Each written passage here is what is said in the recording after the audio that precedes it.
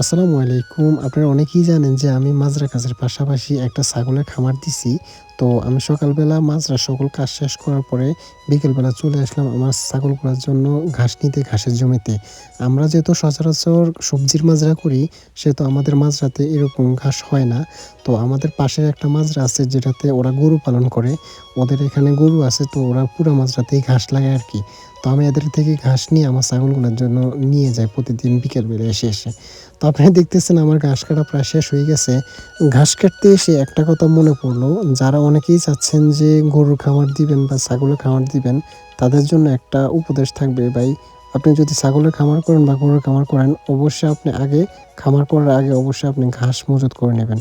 তো বলতে আমার ঘাস বাঁধা শেষ হয়ে গেছে। আমি এখন এগুলাকে আমার মাঝের দিকে নিয়ে যাইতেছি। কারণ ওদিকে আমার ছাগলগুলো আমার জন্য অপেক্ষা করতেছে। এরা জানে যে আমি ঘাস নিয়ে আসলে তখন এরা খাবার পাবে।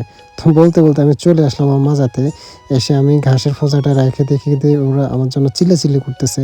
তো আমি হাতে কিছু ঘাস নিয়ে ওদেরকে ঘাসগুলো দিতেছি। দেখেন আমার পিছে ওরা কিভাবে ছুটতেছে। তো আপনারা আমাদের জন্য দোয়া করবেন। আল্লাহ যেন আমার খাবারে বরকত দান করেন।